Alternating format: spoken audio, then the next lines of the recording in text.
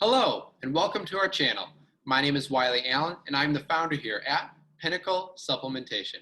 Today, I have a good one for you. With the weather beginning to get colder outside in the later months of the year here, I thought it would be appropriate to do a video on, can you guess? Immunity support supplements. They have become the fastest growing category in the supplement industry this year, 2020, for obvious reasons. And immune health has been brought to the forefront. But what is really in these immune supplements? Are they all a scam? Can they actually help at all? Well, let's find out together. Now, first we need to establish some basic understandings here because we can't talk about immune supplements if we don't actually know what the immune system is. So, the overall function of the immune system is to prevent or limit infection. That is its most basic function. And it does that by distinguishing between normal, healthy cells and unhealthy cells. And an unhealthy cell can be one that is either infected or one that has cellular damage to it from things like sunburn or cancer. So, when it recognizes a problem, it responds to address the problem, and then if an immune response cannot be activated when there is a sufficient need, that's when problems arise, like infection. So that's when you get sick if you don't have the proper immune response. And this is the most important statement here. The immune system is complex and pervasive, okay? It is extremely complex. There are numerous different cell types that make up the immune system. We don't need to get into each of them, but it's important to understand that there's a lot of different types and they each play a unique role.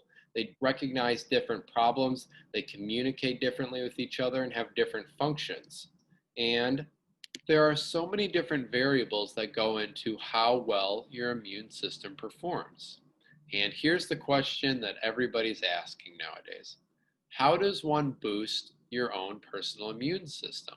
And it's a valid question to ask in today's climate, but the idea of boosting your immunity is certainly enticing, but the ability to do so has proved elusive for several reasons.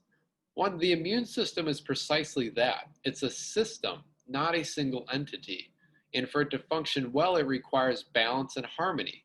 And there is still much that researchers don't know about the intricacies and interconnectedness of the immune response. Okay, but to first try and answer the question, the first answer is that you need to try to live as healthy of a lifestyle as you are capable of. What does that mean? Well, a lot of things. Don't smoke, eat a complete diet with a lot of healthy foods, exercise regularly, that way you can maintain a healthy weight. Don't drink too much alcohol, make sure you're getting enough sleep, wash your hands, cook meats thoroughly, and here's a big one, try to minimize stress, okay? Taking care of all of these things is going to help your immune system more than any kind of immune support supplement can. So before you go looking for any immune supplements, look here first. Look at your daily lifestyle habits. See if you can change up any of these to help boost your immune system. And once you take care of this, then we can start looking at maybe taking some immune support supplements, okay? Now, if we are looking for immune supplements that says it can boost or support immunity, let's first understand that the concept of boosting immunity actually makes little sense scientifically. And in fact, boosting the number of cells, especially immune cells, is not necessarily a good thing, okay? Attempting to boost the cells of your immune system is especially complicated because there are so many different kinds of cells in the immune system that respond to so many different microbes in so many ways, which we already stated previously. So which cells should you boost and to what number? Well, scientists unfortunately do not know yet. But the one exception to that rule may be T cells. And T cells have started to become studied a lot in the elderly because as we age, our immune response capability becomes reduced. And compared with younger people, the elderly are more likely to contract infectious diseases and more likely to die from them. And as crazy as this sounds, it is actually still a mystery as to why this happens. But it has been observed that this increased risk does correlate with a decrease in T cells. Now, this statement in and of itself doesn't really mean much, but there has been a lot of research that has been going into things that could possibly increase T cell production. So we should keep all of these things in mind when we look at actual products here. So if one were to type in immunity support supplements into Amazon, let's take a look at some of the products that come up. And the first product I want to look at is Amazon's choice here. And this is an immunity boost supplement here. And let's take a look at the actual label itself. And the first thing you'll see in most immune supplements are a select few vitamins and minerals. So at the top of this one, it includes vitamin A, C, E, and then zinc and selenium. And if this product had vitamin D in it, then those would be all the most common vitamins and minerals you see for immune supplements. But is there any reason for immune supplements including these very select and specific vitamins and minerals? Well, the truth of the matter is no, not really. Because there are various micronutrients that are essential for immunocompetence. Yes, vitamins A, C, D, E, all the B vitamins, iron, selenium, and zinc may have particular importance, but being deficient in any micronutrient means you have suboptimal nutritional status, and that is going to predispose you to certain infections. So, restoring deficiencies in any micronutrients to recommended levels is going to improve immune function. It is going to increase your resistance to infection and support faster recovery when you get infected. So it's not just making sure you're getting adequate amounts of vitamins A, C, E, zinc, and selenium. It's making sure you're getting all of the micronutrients that your body requires, all of the vitamins and minerals, which you could be getting them all from a good multivitamin/mineral that will be covering all of your bases. And I've done previous videos talking about multivitamins, and if you haven't checked them out, I would recommend doing so because I go into great detail about what you should be looking for in a multivitamin supplement. So if you're taking a good multivitamin/mineral supplement, then you don't need to be worrying about all of these vitamins and minerals in this immunity product because you'll be having them all covered in that multivitamin product. Now, there is one that may be an exception, and that is good old vitamin C, which has been studied extensively in the common cold. And looking at the most convincing evidence to date, in 2013, there was a review of 29 studies that were looking at over 11,000 different subjects. And they found that people that were extremely active, like marathon runners, that were doing heavy exercise in harsh conditions, that taking at least 200 milligrams of vitamin C daily did appear to cut the risk of getting a cold in half. But unfortunately for the general population, taking daily vitamin C did not reduce the risk of getting a cold. But that doesn't mean that it was worthless because taking, again, at least 200 milligrams of vitamin C daily did appear to reduce the duration of cold symptoms in both adults and children, which on average meant about one less day of being sick. So for most people, it may not help prevent you from getting a cold, but if you do take it every day and not just at the start of cold symptoms, that's important there, you got to take it daily, then you may be able to decrease the duration of the cold. But you don't need a whole bunch of it, okay? See, just over 200 milligrams seems to do the trick, which does make sense because at doses over 400 milligrams, vitamin C is excreted in the urine, okay? So obviously that number is going to be a little variable from person to person, but anything that is a lot higher than this is going to be a waste, all right? So like in this product here that has 1,000 milligrams of vitamin C, that's too high. I mean, maybe 500 milligrams would be appropriate, but 1,000 milligrams, that's just too much. So if an immune supplement has a couple hundred milligrams of extra vitamin C, that may be beneficial, but all of these extra vitamins and minerals in here, if you're getting them from your multivitamin, then you don't need to be looking for them in your immune supplement here. Okay, so now let's look at some of the herbs and botanicals that are also in this product that they are claiming can boost your immunity. And the first one here underneath the vitamins and minerals there is organic echinacea.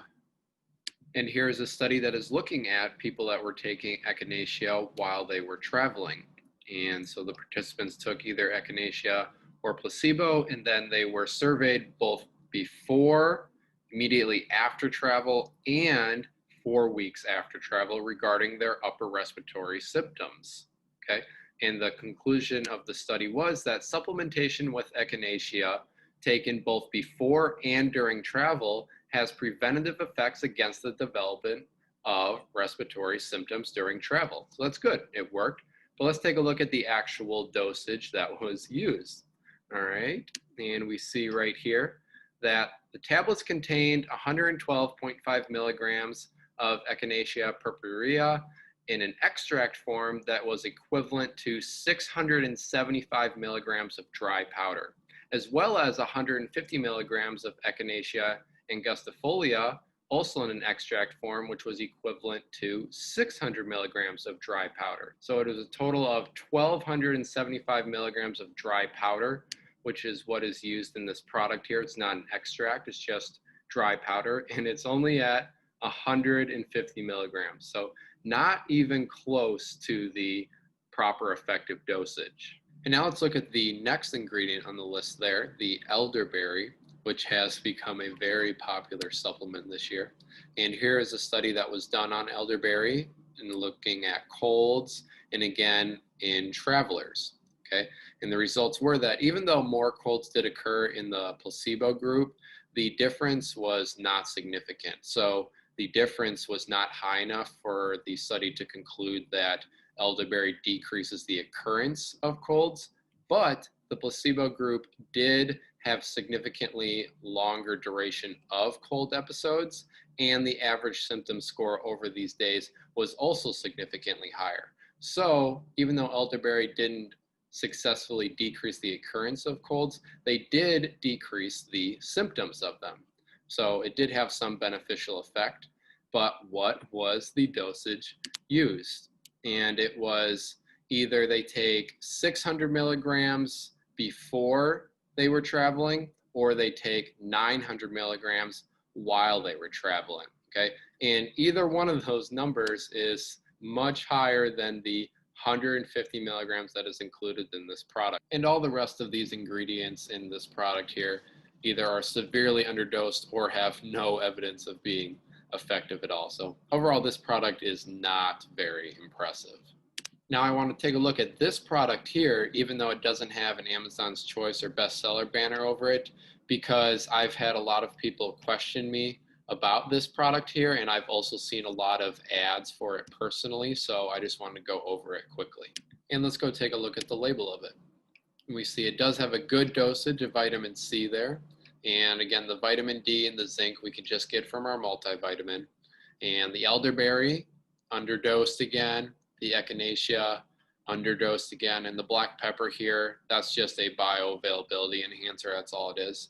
But let's take a look at the garlic that's included in this product. That's a new one, and here's a study on garlic. And specifically, it was looking at 120 subjects that were taking either aged garlic extract or placebo. And the dosage was 2.56 grams per day.